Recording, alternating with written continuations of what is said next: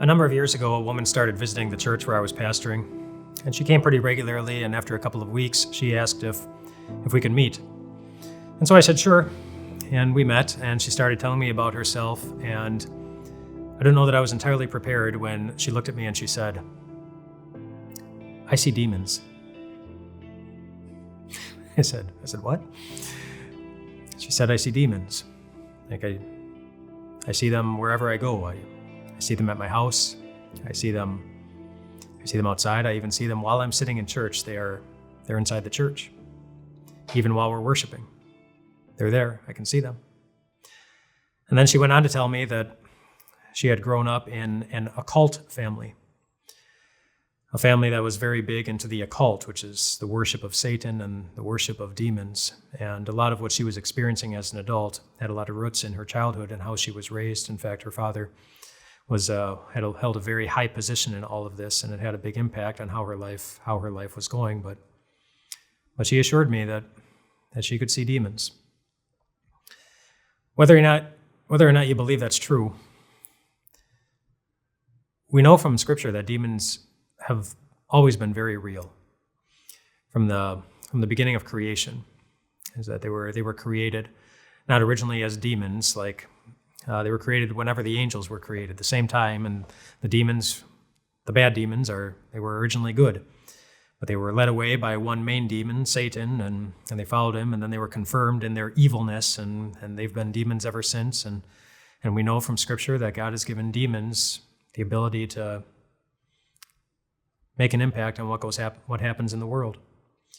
You may not have any experience with that, and that's okay. I'm not telling you that you should. Experiences like the one that the person I was ministering to, they seem to be less common in America and more common in other countries, but they do happen. And it even happened during the time of Jesus. Time and again in Scripture, we're told that Jesus had run-ins with demons. And demons, they had control over people's bodies. They made people strong enough to break chains. The demons made them blind or mute, or they threw them to the ground in convulsions, or they compelled them to pick up stones and started cutting themselves with it. Demons are also given credit for having an influence on what people think and how they act. When Judas was making the deal to go and betray Jesus, it says that Satan entered into him, and that's part of what compelled him to move forward. In the book of Acts, a man named Ananias was lying to the Apostle Peter, and the Apostle Peter saw right through it. God gave him that ability, and he said, "Ananias, how is it that Satan has so filled your heart?" But demons are real. But demons know something. They also know that Jesus is real. And we see that time and again in Scripture. Just a couple of examples. In Matthew chapter 8, when Jesus was faced with a legion of demons, Jesus said the word "go," and they went. Or in Matthew 12, when a man was possessed by a demon and he was blind and mute as a result, it said Jesus, he healed him, and he was. In Matthew chapter 17, there was a demon-possessed boy, and it says that Jesus rebuked the demon, and it came out of the boy, and he was healed at that very moment. In Luke chapter 4, there were many who were possessed by demons, and it says that Jesus laid his hands on each one of them, and he healed them. Demons are real, but so is Jesus. And he's always more powerful than them. I got to see that in a very unique way. The woman who came into my church and let me know that she could see demons, she was tormented in a lot of different ways by demons. And one time after we had met a couple of times, and after I discovered that there were other pastors who had worked with her previously, it was during a time where she was especially troubled, and I was sitting down with her and with another pastor who had worked with her previously. And as we were talking, what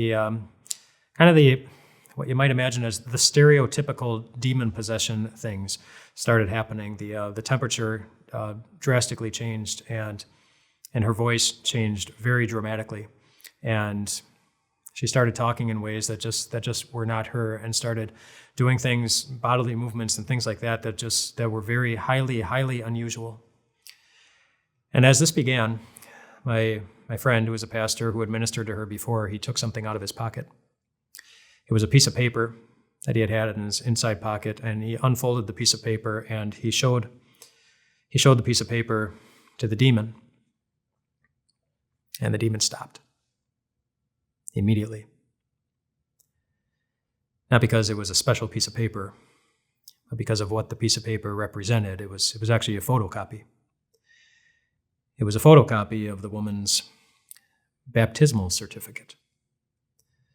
The certificate that her family had received on the day that she was baptized.